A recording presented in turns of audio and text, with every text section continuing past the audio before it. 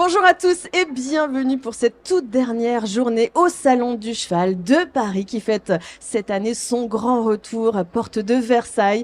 Nous sommes ici au pôle santé sur l'espace conférence et nous allons parler tout au long de cette journée de santé bien-être des chevaux et aussi bien-être des cavaliers. Aujourd'hui, là tout de suite maintenant, c'est la première conférence et nous allons parler de communication animale avec Ludivine Noël. Salut Ludivine. Bonjour, Ça va? très bien et toi? Oui, alors, dernière journée, comment se passe le salon pour toi? Super, c'est Ouais. un rêve éveillé. Enfin, moi, le salon, je le connaissais pas du tout. C'est la première fois que je viens ici. Ah, c'est ton tout premier. Tout premier.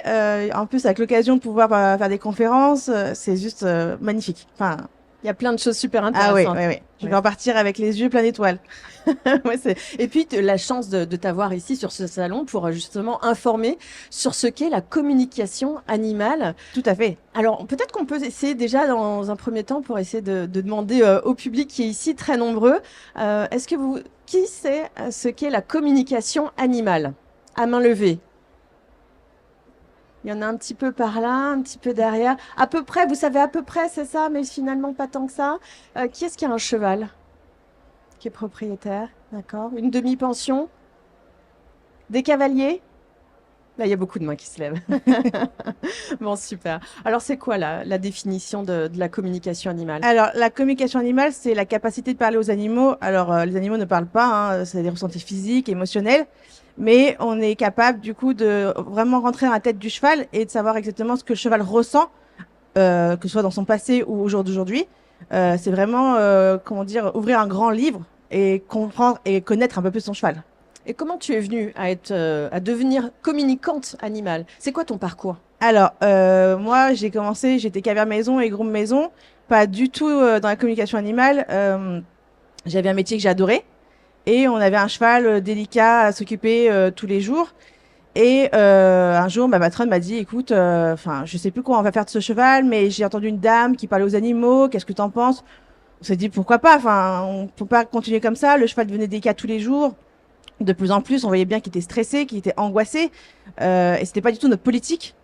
Donc du coup, on a appelé cette dame qui s'appelle Geneviève Pellier, ma formatrice, qui est venue faire ce cheval-là, qui nous a raconté toute l'histoire du cheval, donc de sa naissance jusqu'à maintenant, qui a été confirmée par l'éleveuse derrière, parce que du coup, D'accord. on est quand même était un peu sceptique, hein, c'était Oui, la première fois. vous avez fait une enquête Tout à fait. et tout ce qu'elle vous avait raconté, C'est avéré complètement juste. Ah ouais. Et puis, c'était quoi par exemple? par exemple, que sa mère l'avait fait debout, ce qui est assez rare. D'accord, Normalement, la mise basse était faite voilà, debout. d'habitude, elles les font coucher. Ouais. Là, c'est une jument qui avait déjà fait des poulains et elle, voilà, c'était très très vite. Donc, elle l'a fait debout, sauf que du coup, il est tombé sur l'encolure.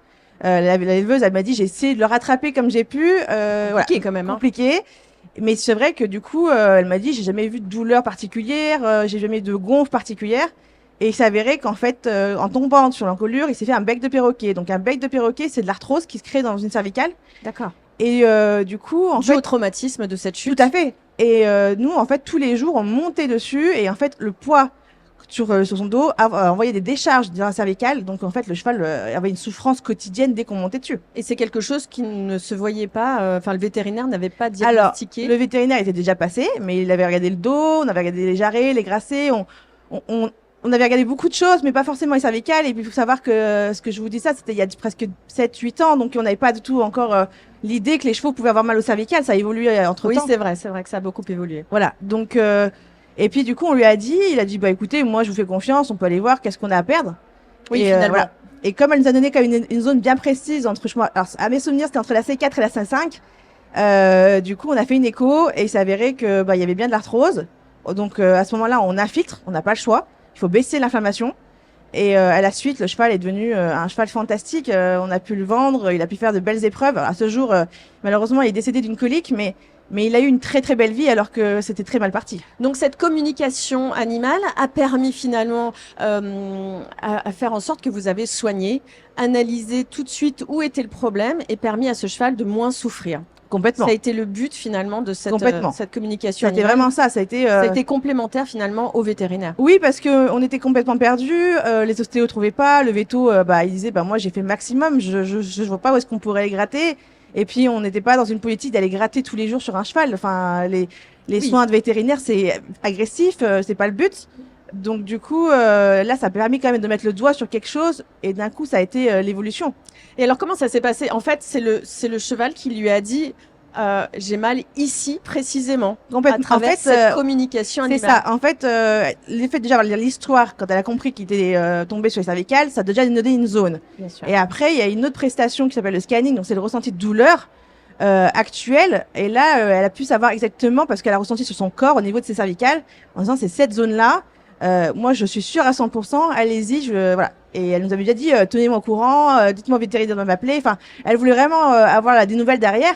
Et moi, je l'ai regardée avec des yeux complètement émerveillés. Enfin, j'étais comme une enfant devant le Père Noël, quoi. Mais oui, mais presque on a des frissons en écoutant cette histoire parce que c'est quand même, ça paraît incroyable. C'était il y a combien de temps? 7 ans? 7 ans. Donc la communication animale, on commençait à en parler. Complètement. Elle était, alors, c'est la pionnière de la communication animale. Ça fait 25 ans qu'elle fait ça, mais elle a fait en Belgique, Canada, les États-Unis, et arrivée en France, elle est tombée face à un mur, hein, parce que clairement, on l'a tous pris un peu pour une folle.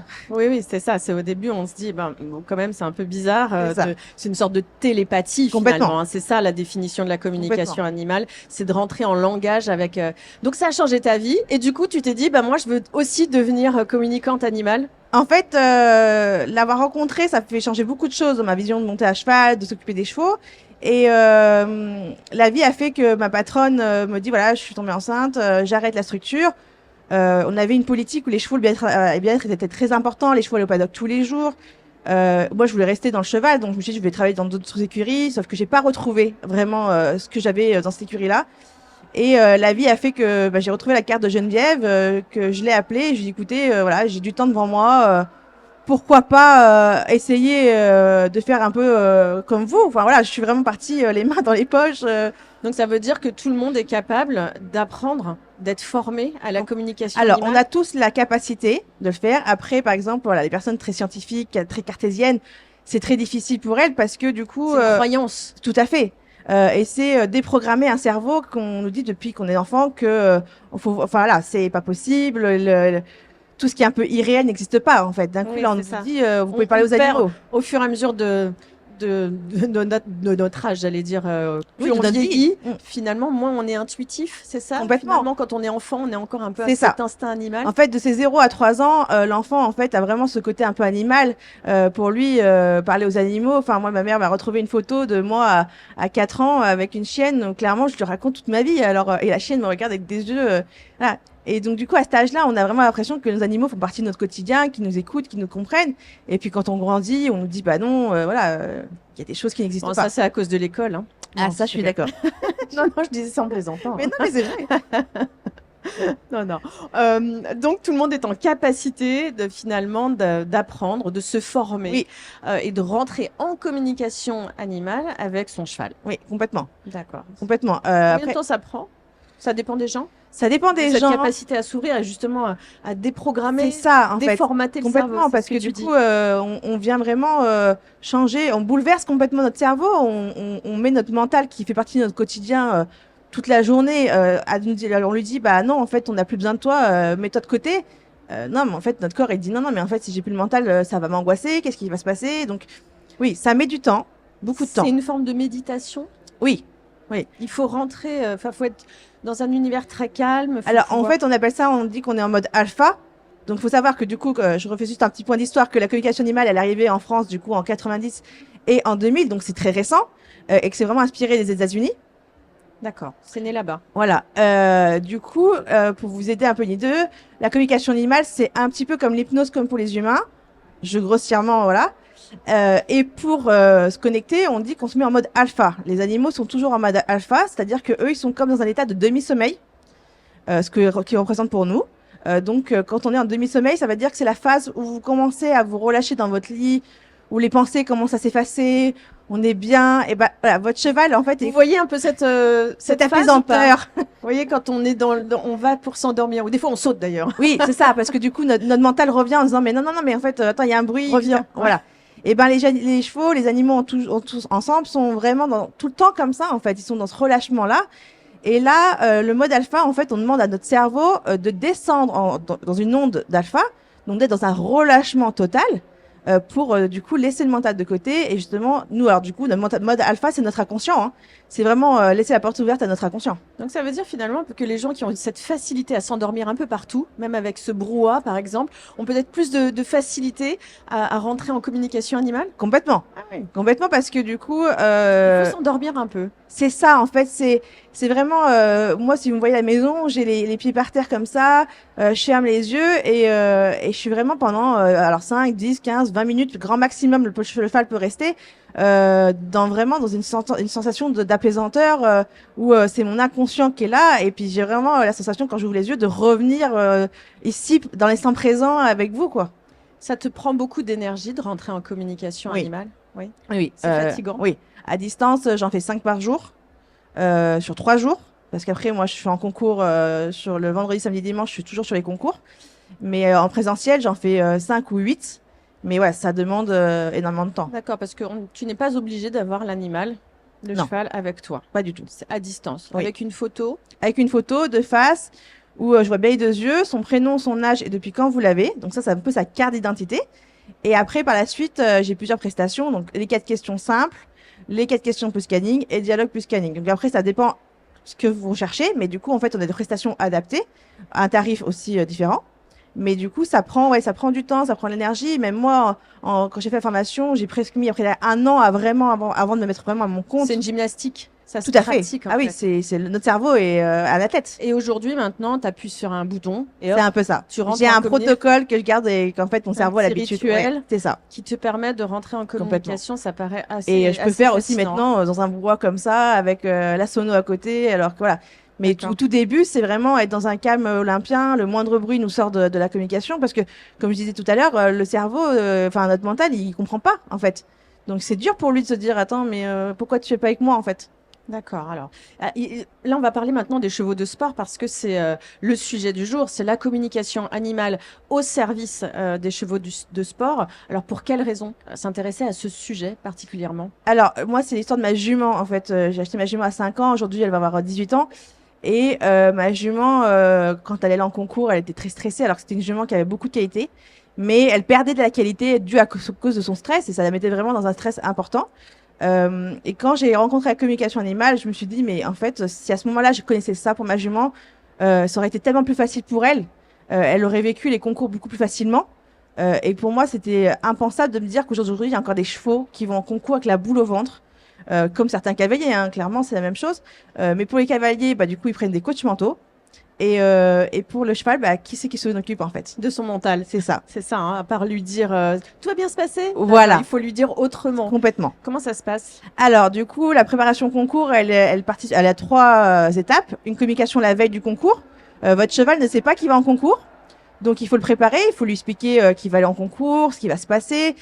Si, par exemple, votre cheval a peur de monter dans un camion avant d'aller au concours, parce que c'est ça qui bloque, bon, on va travailler dessus aussi. Le matin avant l'épreuve, pour préparer mentalement, comme un coach mental ferait pour vous. D'accord. Finalement, pas juste au moment où on arrive dans Pas du l'écurie, qu'on le nourrit à 5 heures du matin, qu'on Pas lui du met tout. les protections de transport, où là, il se dit, OK. Pas du tout. C'est pour ça que je demande toujours à quelle heure les gens vont partir en concours pour que je le fasse 1 heure avant. Pour vraiment que quand ils arrivent aux écuries, le cheval soit vraiment dans le relâchement. Et souvent, on m'appelle en me disant, bah, il est monté dans le vent super facilement. D'habitude, c'est le stress. Voilà. Et puis, du coup, le fait de voir que leurs chevaux vont bien, eux, d'un coup, sont relâchés. Et du coup, bah, le concours se passe très, très bien. D'accord, très bien. Oui, c'est ça. C'est le cavalier aussi doit être relâché. Complètement. Donc finalement, quand il voit son cheval qui est tout tranquille, ça aussi, ça a une. C'est un effet miroir. Ah oui. D'accord. Complètement. Le fait de voir son cheval relâché, le cavalier se dit, bah, ok, enfin, si mon cheval va bien, il est relâché, pourquoi moi je stresse, en fait? Alors, il y a des chevaux qui montent très bien dans les camions et qui Oui. néanmoins sont stressés juste au moment où ils arrivent sur le paddock. Complètement. Et alors, je peux avoir des chevaux qui ont peur des autres chevaux paddock. On peut avoir des chevaux qui ont peur des soubassements bleus, comme le bidet. Je pense que beaucoup de chevaux qu'on connaît ont peur du bidet. La communication aussi peut aider pour ça. Ça peut être aussi, voilà, je fais un bon parcours et puis, je sais pas, sur le 9, mon cheval s'arrête. Il s'est jamais arrêté de sa vie. Pourquoi mon cheval s'est arrêté? Qu'est-ce qui s'est passé? Est-ce qu'il y a une douleur? Est-ce que c'est moi qui ai mal fait quelque chose? Mais la communication, ça permet d'enrayer, entre guillemets, le problème avant que ça devienne vraiment un problème vraiment trop compliqué et trop ingérable. D'accord, oui. Donc, du coup, le cheval peut dire, bah là, en fait, tu m'as tiré un peu trop fort C'est ça. sur la Ou, bouche, j'ai eu mal voilà. aux dents. Ou alors, par exemple, j'ai une histoire d'une jument, d'une propriétaire qui m'appelle. Voilà, ma jument, enfin, c'était une jument qui faisait 125, toujours sans faute.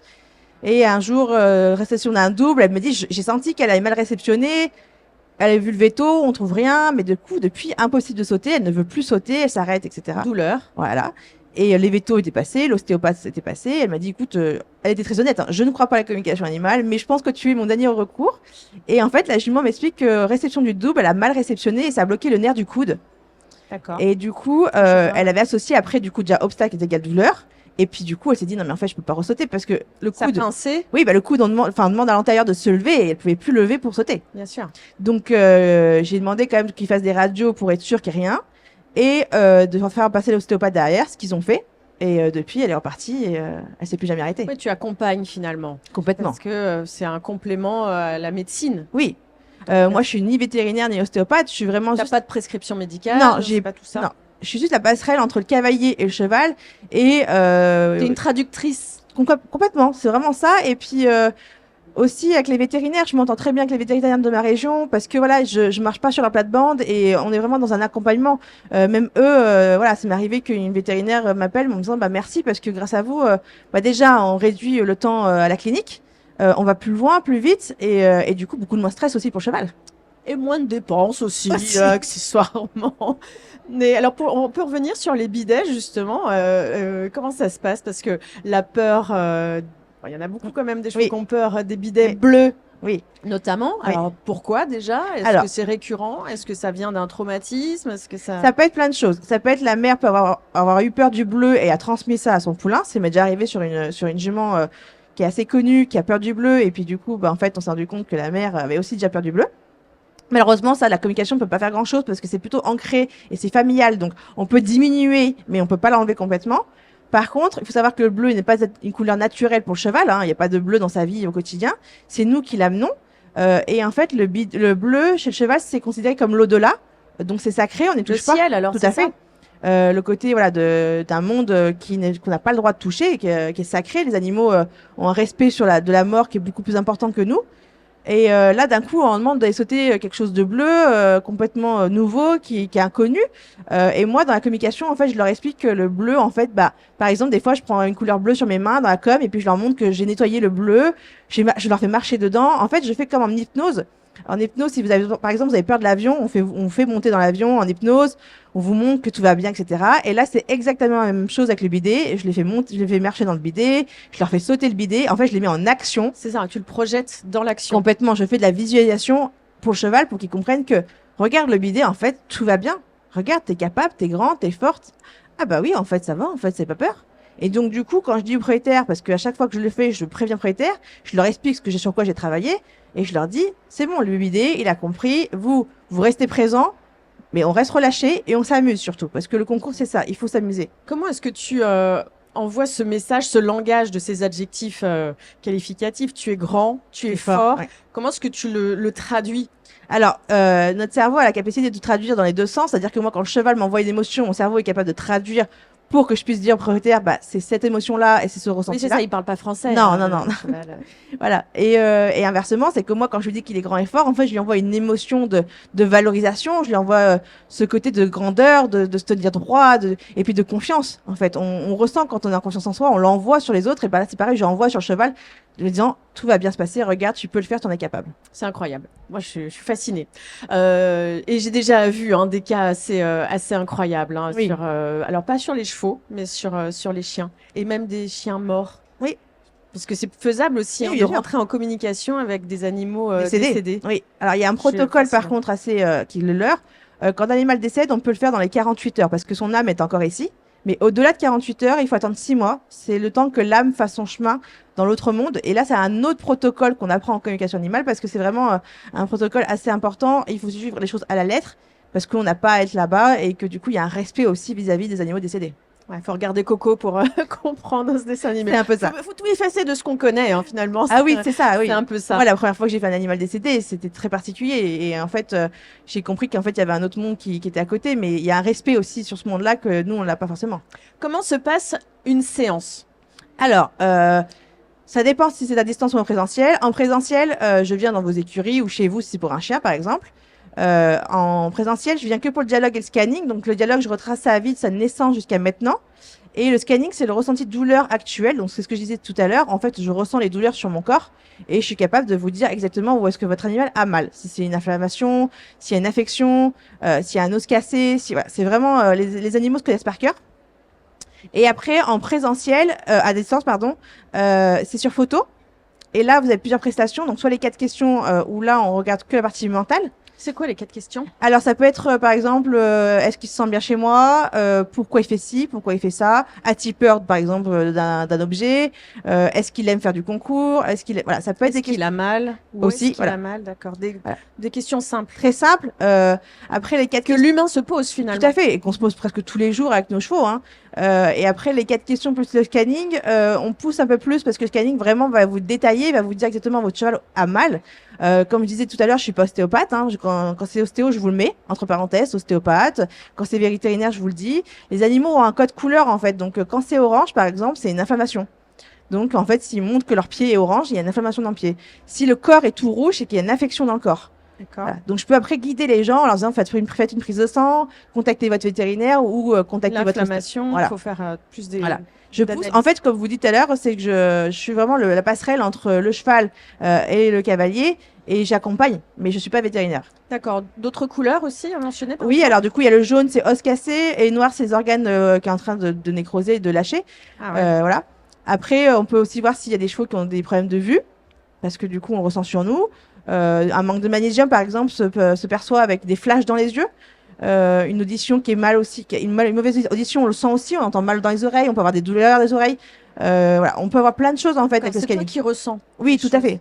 Ouais. C'est Tu nous racontais d'ailleurs ta première communication animale Oui. lors de notre dernière conférence. Tout à C'était fait. sur un chien. Oui, Et tu pensais que tu n'avais rien senti, c'est ça? complètement. En fait, je fais un chien, un bulldog, et puis j'ai écran noir, et là je me dis bon bah ça n'a pas marché, mais j'avais quand même reçu un spasme musculaire sur l'épaule, et puis j'ai dit bon. Comme ça, un truc Oui, fait ça? complètement. Mais du coup, moi, je me suis dit, bah non, enfin, c'est encore moi qui ai créé. En fait, je pensais que c'était mon mental qui avait créé ce spasme pour me rassurer. Et Geneviève fait le tour de la table et puis elle nous dit, bah alors, t'as ressenti quoi? Bah, je dis, bah moi, écran noir, mais par contre, j'ai quand même eu un spasme. Mais bon, c'est mon mental qui. Et là, elle me sourit et elle me dit, non, la chienne ne se montre jamais, mais elle dit toujours bonjour en tapant sur l'épaule. Donc, comme quoi, ouais, la com, c'est vraiment magique. Elle t'a dit salut. C'est ça. Elle me dit, elle ne se montre jamais. Elle me dit, même moi, elle ne se montre jamais. Mais elle dit bonjour d'une certaine manière, en fait. D'accord. Mais bonjour pas en réel, en fait. Non, tout à fait. Okay. Voilà. Nous, on a traduit en bonjour pour que les gens puissent comprendre. Mais c'est vrai, c'est vraiment se dire, eh oh, je suis là, en fait. T'inquiète pas, je t'ai vu, je t'ai entendu. Mais voilà, j'aime bien me cacher. Il y a des animaux en communication qui aiment bien se cacher, être un peu plus secrets, mais ils sont quand même là. Combien de temps dure une séance? Alors, à peu près, en moyenne. À distance, la communication, elle dure entre 5 minutes et 20 minutes, grand maximum. Et après, moi, à distance, je réécris tout. Je fais des comptes rendus écrits pour que vous ayez une trace de votre côté et moi de mon côté. Comme ça, si on doit le refaire, on a un suivi, on sait ce qu'on a fait. Et là, il faut compter en tout pour le temps que je réécrive tout. Il me faut 1 heure, 1 heure et demie. Donc, il te faut une photo si c'est à distance. Oui. La date de naissance. Oui. Le prénom, l'âge. Et depuis quand vous l'avez. D'accord. Et nous, un rapport avec nous ou non, pas du tout? Non, en fait, dans tous les cas, il faut que vous soyez propriétaire du cheval. J'ai pas le droit de faire des chevaux qui sont pas à vous. Voilà. Vous avez un cheval dans un pré, vous allez vous en occuper tous les jours et vous dites ah bah tiens, je vais faire une communication sur ce cheval-là. Non, il n'est pas à vous parce que le cheval, s'il vous dit des choses, par exemple, il vous dit ouais, j'ai mal à tel endroit, je me sens pas bien dans ce lieu de vie, vous serez pas dans la capacité de régler ces problèmes-là. Et c'est horrible pour l'animal parce que du coup, on ouvre une porte et puis on lui dit bah c'est bien, mais on fera rien d'autre. D'accord. Mais alors, c'est le propriétaire, celui qui l'a acquis, oui. Ou c'est vraiment celui qui s'en occupe tous les jours? Non, c'est le propriétaire. D'accord. C'est vraiment le propriétaire. Le seul différence, c'est pour les chevaux qui sont dans des écuries de commerce, où là, du coup, c'est le responsable qui gère la structure, parce que du coup, en fait, le cheval n'a plus de propriétaire fixe, et c'est vraiment le gérant de la structure, celui qui commercialise les chevaux, qui me contacte. Mais normalement, oui, c'est les propriétaires qui doivent me contacter. D'accord, très bien. Est-ce qu'on peut poser, poser des questions? Est-ce que vous avez des questions dans le public? Il nous reste 6 minutes. Donc, est-ce que vous avez des petites questions à poser à Ludivine sur sa façon de travailler? Peut-être que j'aurais oublié des questions à te poser, des éléments. Non, tout est clair? Vous avez tout bien compris? Sinon, il y a peut-être des questions plus particulières et dans ces cas-là... Oui, qui viennent me voir après. Tu es où? Dans le salon. Dans le salon.